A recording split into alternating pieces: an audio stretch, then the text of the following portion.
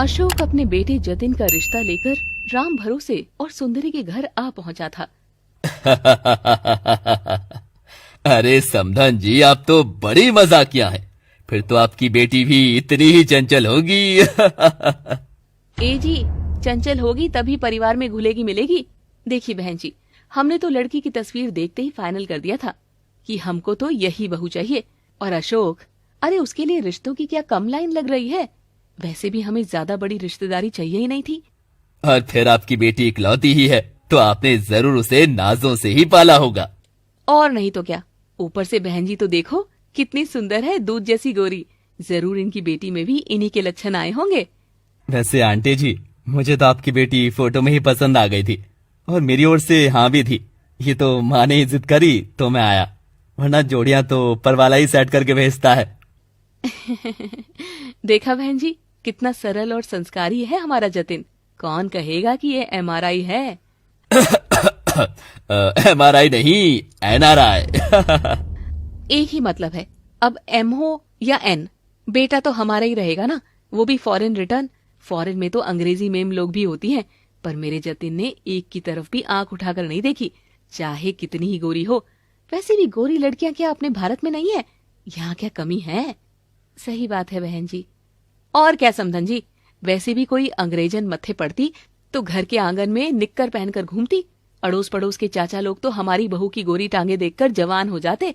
ना राम जी राम। इसीलिए जतिन ने तो कहा कि मैं अपनी माँ की पसंद की लड़की से ही करूंगा ब्याह। तो बस भी करो माँ, अब जरा वो काम कर लें क्या जिसके लिए आए हैं। हाँ, मैं अभी अप्सरा को बुलाती हूँ।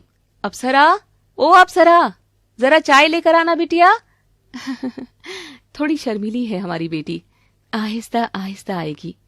अशोक, जया, जतिन सबकी निगाहें दरवाजे पर ही थी। कब उनकी बेटी बाहर आई, सबका दिल थमा हुआ था कि तभी एक काली कलूटी लड़की चाय की ट्रे लेकर आती है और उनके सामने रखती है और खुद सोफे पर बैठ जाती है। सब लोग उसे देखकर चौंक गए थे। तो आ गई चाय तो। बहन जी, जरा अपनी बेटी अप्सरा को भी बुला लेते हैं, तो चट मंगनी पट ब्याह की तारीख भी अभी फाइनल कर लेते हैं। वो हमको थोड़ा लेट भी हो रहा है ना। बहन जी, यही है हमारी इकलौती बेटी अप्सरा।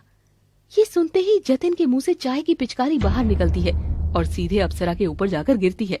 क्या ये अप्सरा है? किस एंगल से अप्सरा है? पागल वागल हो क्या तुम सब, जो इस कलूटी को अप्सरा बोल रहे हो? जया तस्वीर खोलकर अप्सरा के पास लगाती है, जो तस्वीर एकदम गोरी थी, मगर अप्सरा का रंग तो एकदम दबा हुआ था। हे भगवान, ये कैसा स्कैम चला रखा है तुम लोगों ने? तस्वीर भी फेयर लवली लगाकर भेजी है क्या? देखो तुझी, दिन और रात।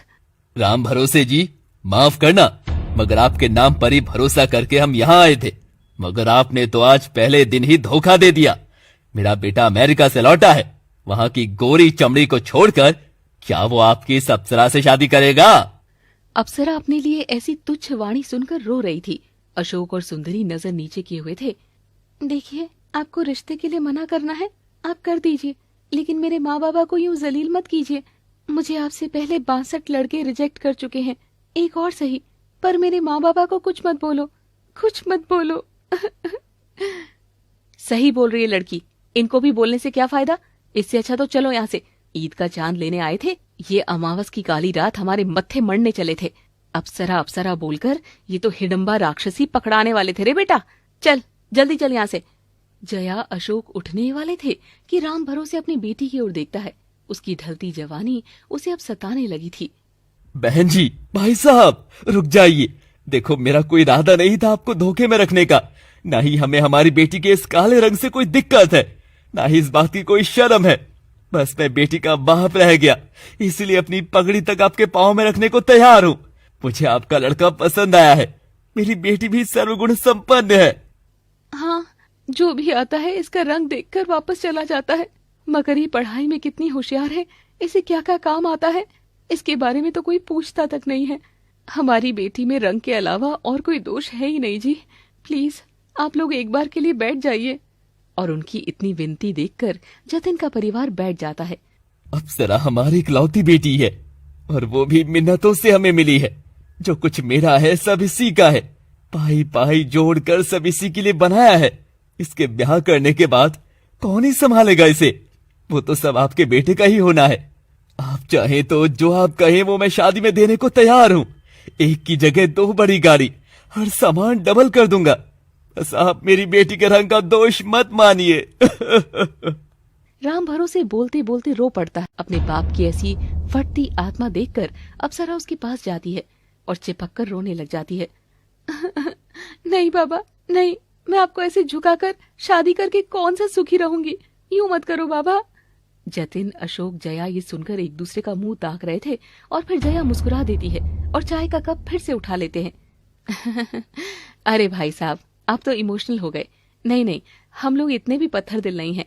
अब आपकी अप्सरा है तो उसमें कोई तो खूबी होगी ही ना। हाँ बहन जी, बहुत सारी खूबियां हैं। बुनाई, कढ़ाई, सिलाई, पेंटिंग, कुकिंग सब आता है उसे। गाती भी बहुत अच्छा है।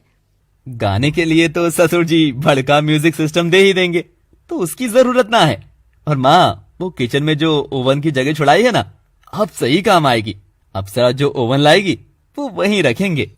लालची लोगों ने एक एक करके बहाने से अपनी सब डिमांड के बदले अप्सरा को कबूल कर लिया था। वैसे माफ करना भाई साहब, अब मैं जरा बिटिया और आपकी शक्लें मिला रहा हूँ, पर ना ये भाभी जी पर गई है और ना ये आप पर, तो फिर ये नानी पक्ष पर गई है। मेरी माँ की नानी ऐसी दिखती थी, तो बस।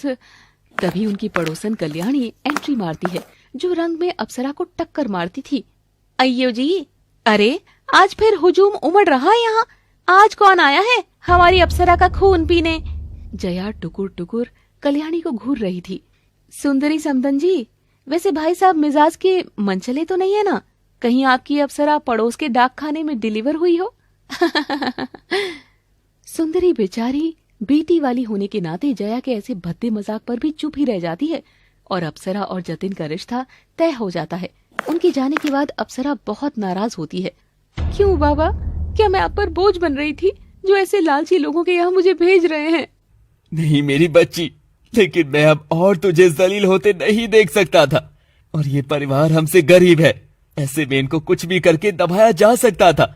आज से पहले जो भी आए उनको पैसे के लालच से भी मैं दबा ना सका। माँ, क्या मेरा ये काला रंग इतनी बड़ी दिक्कत है जो आप सबको इतना सब झेलना पड़ रहा है? और आज ही नहीं, हमेशा से बाबा को कलुई के बाबा कहकर बुलाया जाता था। और माँ, अरे ओ काली की अम्मा, कभी कोई अप्सरा कहकर बुलाता ही नहीं था। रो मत मेरी बच्ची, हमें कभी तेरी चमड़ी का रंग परेशान नहीं किया, मगर अब जो सच है सो तो सच है मेरी बच्ची, कि ये समाज केवल गोरी रंग वाली चमड़ी को हर मायने में ऊपर उठाता है और दबे रंग वाली चमड़ी को और अधिक दबाता है। यही रीत चली आई है बेटी, यही चलती आएगी, जिसे कोई नहीं बदल सकता। तू रो मत। मेरा मन कहता है कि जितना तकलीफ भरा तेरा ये जीवन गुजरा है ना, अब आगे का उतना ही आरामदायक बीतेगा। यही मेरी दुआ है तुझको। और अप्सरा के माँ बाप अप्सरा को दुआ देकर जतिन के साथ ब्याह कर देते हैं और अप्सरा बहुत सारे दहेज के साथ विदा होकर अपनी चौखट पर आ खड़ी होती है। जया उसका स्वागत करती है, मगर जतिन गठबंधन खोलकर पहले ही भीतर चला जाता है। माँ, ये सब नौटंकी बंद हो जाए तो इसे मेरे साथ रहने के नियम समझा देना। मुझे रोज रोज की झिकझिक किटकिट नहीं चाहिए। नियम? यहाँ घर में रहने के नियम लगते हैं सासू माँ? नियम तो हर जगह के होते हैं बहुरानी। अब यहाँ आ गई हो तो यहाँ के अनुसार रहे। अप्सरा देखती है कि जतिन का घर उसके घर की तुलना पर बहुत आम और छोटा है, मगर उसे इस बात से कोई तकलीफ नहीं थी। रात का समय आता है। अप्सरा शर्माते हुए सेज पर घूंघट किए बैठी थी। जतिन भी कमरे में आता है तो अप्सरा उसे दूध का गिलास ऑफर करती है। जतिन मुस्कुराकर दूध का गिलास जैसे ही थामने लगता है, वो अपना गोरा हाथ और अप्सरा का काला हाथ साथ में देख लेता है और मुंह फेर लेता है। छी, तुम तो मुझसे कितनी काली हो, तो फिर मेरी ऑफिस की गोरी गोरी लड़कियों के आगे तो कोयले की खान ही लगोगी। इसलिए मैंने शादी में किसी को नहीं बुलाया। लेकिन अगर वो तुमसे मिलने की जिद करेंगे तो मैं क्या बहाना लगाऊंगा? Oh no, shit shit shit, ये मैंने क्या कर दिया तुमसे शादी करके? जतिन घबराता हुआ पसीना छोड़ने लग जाता और अप्सरा अपने पति को इस तरह देख उदास हो जाती है। माफ करना जी, मुझे नहीं पता था कि मेरी ये काली चमड़ी आपको इतना तंग कर सकती है। अगर ऐसा है तो मैं कभी आपके दोस्तों के सामने नहीं आऊंगी, आप फिक्र मत करना। जतिन मुंह फेर कर सो जाता है। बाबा, आप फिक्र मत करो, ना मैं कभी आपके यहाँ आने की कोशिश करूंगी, ना कभी इन सब से टूटूंगी।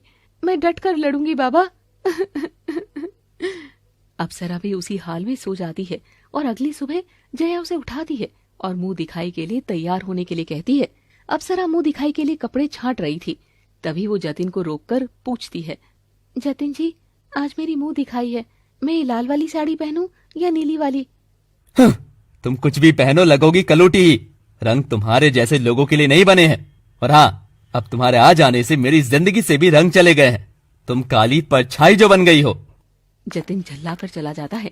अप्सरा टूटे मन से लाल रंग की साड़ी पहनकर खूब तरीके से तैयार होकर बाहर आती है, मगर जो नजारा बाहर वो देखती है उसकी आंखें फटी रह जाती है।